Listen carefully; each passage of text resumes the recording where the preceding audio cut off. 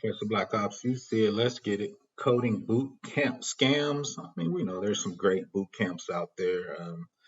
And boot camps is definitely a way to get into IT. My first love actually is programming. I miss programming. I'm actually going to, in 2022, actually start programming more. But let's get it. We just want to be aware of boot camp issues and make sure we do the proper research on the boot camp. So this is a super quick article. One lady is suing a boot camp, which I thought was interesting. So let's go over that quick article and get it in. Single mom sues coding boot camp over job placement rates. A lot of boot camp now, so they're gonna job place you. A lot of them now, once you get placed, they want to take part of your income, right? So a lot of some of those numbers are like this. She said falsely pretend. So let's get an article. Single mom who signed up for a 30,000 income sharing agreement at a for-profit coding boot camp has filed a lawsuit in California, alleging allegedly she entered the agreement under false pretense. Emily Bruner is suing Bloom Institute of Technology, formerly known as Lambda School, and its head, Austin Eldridge, alleging they misrepresented job placement rates, operated without the license during her course of study, and hid the true nature of the school's financial interests in student success. Right? But once again, that's when you need to do your research, figure out how they get paid, figure out the real rates. Hopefully, get some company references where they, place some people too. So. She says she feels like Lambda misled her at every turn about their job placement rates and about how they would prepare us for jobs in the field. I was even more shocked when I found out they were operating illegally. I took time away from my young son and other career opportunities to participate in a program based on lies, added Bruner, who is seeking a refund from the school as well as monetary damage. While I'm thankful I opted out the arbitration so I can have my day in court, I wish my classmates who are also misled could be here with me. If she wins, there's going to be a lot of people that's going to jump on that, and that will turn into a class action lawsuit if she wins it. Amid the tight labor market, some employers are dropping the requirements of college degrees during the hire process, pushing more Americans to turn to short-term certificates or programs to gain skills such as coding. I definitely believe certifications are a way to get into IT. So, like they said, with the shortage, that's definitely a way to go. But the Student Borrower Protection Center and Advocacy Group warns students of potential harms of income sharing agreements. The group contends that rather than being a solution to a student debt crisis, these agreements can pose serious harm to borrower. Another advocacy group, the National Student Legal Defense Network, filed a lawsuit in San Francisco County Court on Friday afternoon on behalf of Bruner, along with the law firm Black and Boofen PLLC, Crochet, Pittman, and McCarthy. Sounds like she got some big law firms to get in on it. It's illegal and immoral for schools to lure students into costly income sharing agreements by promoting false job placement rates. And that's one of the many illegal things that Lambda School did. Alex Essen, Students Defense Vice President, said in a press release, "We're proud to fight on behalf of students to hold Lambda and its executives accountable for serious damage they have done."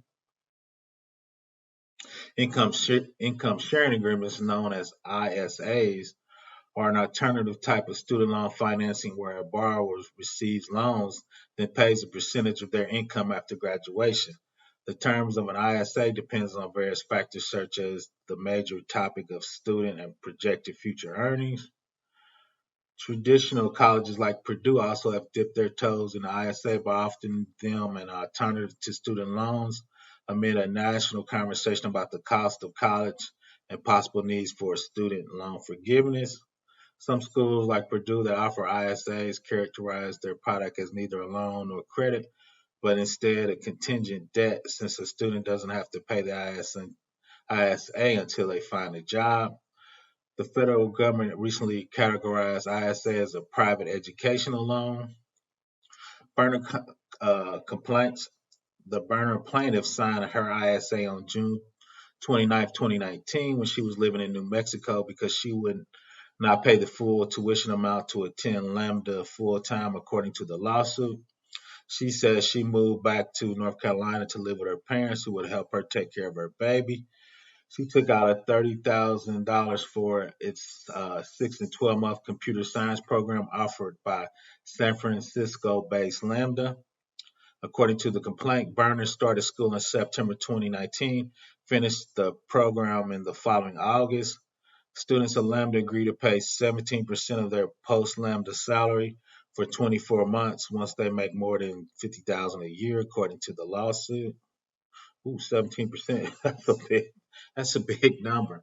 After graduation, she couldn't find a job as a web developer or a software engineer, and was, according to the lawsuit, told by employers that she did not have the technical skills for the job and that her education has not prepared her to be a web developer. So that's really it. Is you got to do your research on the boot camp. This particular boot camp obviously didn't prepare her to do the proper job, right? Berta ended up going back to the program management, a field she was working in prior to attending Lambda. In the lawsuit, she alleged that Lambda misrepresented the fact that she did not have the necessary approval from state regulatory, the California Bureau of Post Education. She also alleged that the school falsified or misrepresented job placement rates. Finally, she also alleged that the school hid the true nature of its financial interest in student success, specifically by false representing the Lambda only was compensating when students found a job and earned income. Lambda previously provided Yahoo with the following statement when several students filed an arbitration against them. Per policy, we do not speak on individual students or alumni situations in detail publicly. We're, of course, happy to review matters directly and will review any case that are filed.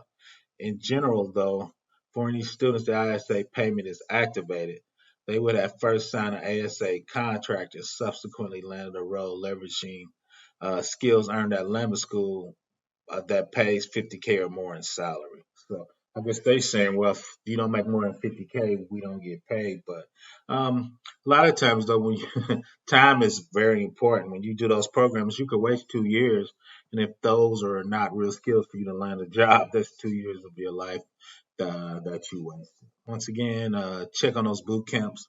All of them are not bad. There's some excellent boot camps. I just want to make sure you do your research so you don't get swindled like this lady. Professor Black Ops, please subscribe.